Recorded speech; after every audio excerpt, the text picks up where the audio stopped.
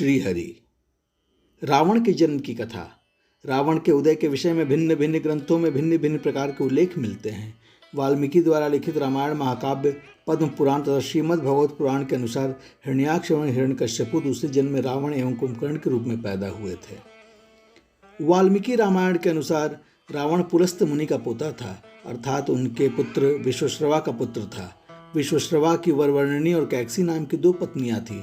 वरवर्णनी के कुबेर को जन्म देने पर सौतिया डाहवश कैकसी ने अशुभ समय में गर्भ धारण किया।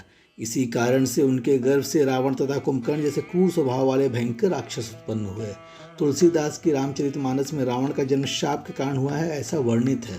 वे नारद एवं प्रताप भानु की कथाओं को रावण के जन्म के कारण बताते हैं। पौराणिक कथाओं के अनुसार भगवान विष्णु के दर्शन हेतु सनक सनंदन आदि ऋषि वैकुंठ पधारे, परंतु भगवान विष्णु के द्वारपाल जय और विजय ने उन्हें प्रवेश देने से इनकार कर दिया। ऋषिगण अप्रसन्न हो गए और क्रोध में आकर जय विजय को शाप दे दिया कि तुम राक्षस हो जाओ। जय विजय ने प्रार्थना की और अपराध के लिए क्षमा मांगी। भगवान विष्णु ने भी ऋषियों से क्षमा करने को कहा। तब ऋषियों ने अपने शाप की तीव्रता कम की और कहा कि 3 जन्मों तक तुम्हें राक्षस योनि में रहना पड़ेगा और उसके बाद तुम पुनः इस पद पर प्रतिष्ठित हो सकोगे। इसके साथ एक और शर्त लगा दी कि विष्णु या उनके किसी अवतारी स्वरूप के हाथों ही तुम्हारा मरना अनिवार्य होगा। यह शाप राक्षस राज लंकापति दशानन रावण के जन्म की आदि गाथा है। भगवान विष्णु के द्वारपाल पहले जन्म हिरण्याक्ष एवं हिरण्यकश्यपु राक्षसों के रूप में जन्मे। हिरण्याक्ष राक्षस बहुत शक्तिशाली था और उसने पृथ्वी को उठाकर पाताल लोक में पहुंचा दिया था। पृथ्वी की पवित्रता बहाल करने के लिए भगवान विष्णु को वराह अवतार धारण करना पड़ा। फिर विष्णु ने हिरण्याक्ष का वध करके पृथ्वी को मुक्त कराया। हिरण्यकश्यपु भी ताकतवर राक्षस था और उसने वरदान प्राप्त कर अत्याचार करना प्रारंभ कर दिया।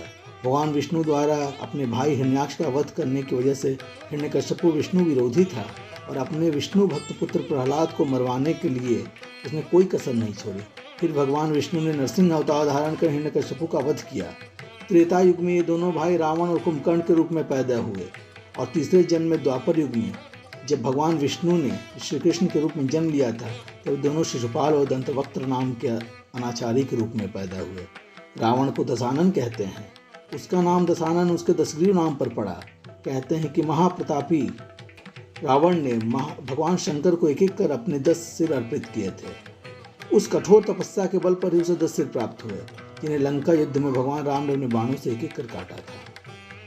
यदि रावण ने कठोर तपस्या से अर्जित अपने 10 सिरों की बुद्धि का सार्थक और सही इस्तेमाल किया होता तो शायद इतिहास में अपने प्रकांड विद्वता के लिए अमर हो जाता और लोग उससे घृणा नहीं करते बल्कि उसकी पूजा करते।